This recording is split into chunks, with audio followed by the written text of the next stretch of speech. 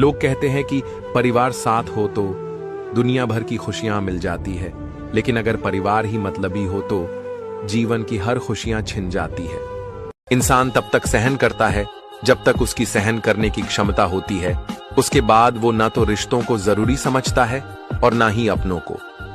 ये कलयुग की दुनिया है जनाब। यहां कदर उस इंसान की नहीं होती जो सच में रिश्ता निभाता है। यहां कदर उस इंसान की होती है जो दिखावा अच्छा करता है।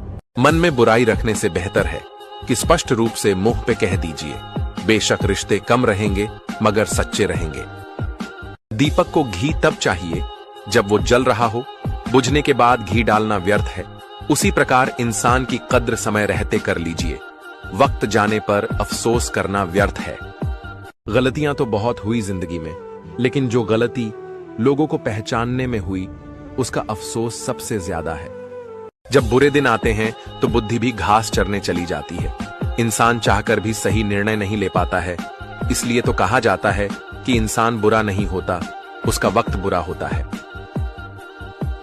चाहे कितना भी ऊंचा पद प्राप्त कर ले, चाहे कितनी भी बड़ी डिग्री हासिल कर ले, अगर बोलने की तमीज और इंसानियत नहीं सीखी तो वो इंसान अनपढ़ के बराबर है।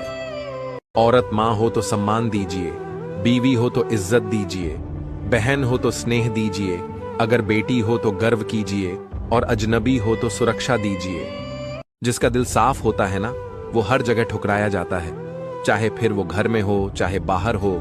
क्योंकि आज कलयुग चल रहा है तो कलयुग में सिर्फ 10 मुंह वाले ही जिंदा रह सकते हैं। फरेबियों से फरेबियों की अच्छी दोस्ती होती है, अच्छे लोगों की नहीं। अगर घटिया लोग तुम्हें ठुकरा रहे हैं ना तो खुश होना चाहिए, दुखी होने की जरूरत नहीं है, क्योंकि आप बच गए उनके जाल से। गलत लोग आपकी अच्छाई से भी नफरत करते हैं और सही लोग आप में बुराई जानकर भी आपसे प्यार करते हैं। यही संबंध की परिभाषा है। औरत की ताकत तो बस इतनी है कि उसे मकान दो तो घर बना देती है, उसे अनाज दो तो खाना बना देती है, और प्यार से बात करो तो वो अपना दिल लुटा देती है। वो हर चीज को डबल करके देती है, चाहे गुस्सा हो या प्यार हो।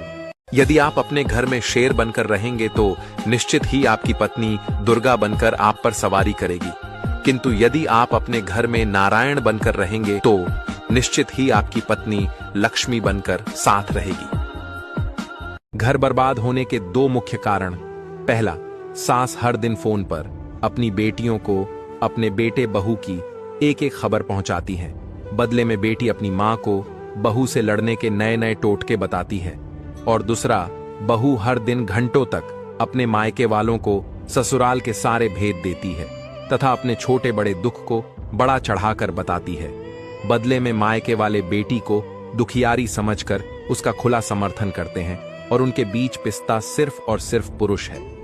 अगर घर की बात बाहर न जाए तो 80% घर बर्बाद होने से बच सकते हैं। जिन घरों में बहनें नहीं आती वहां खुशियां भी दहलीज से लौटकर चली जाती हैं, क्योंकि जिन घरों में बेटियों के लिए जगह नहीं होती वहां सुख शांति भी नहीं रहती।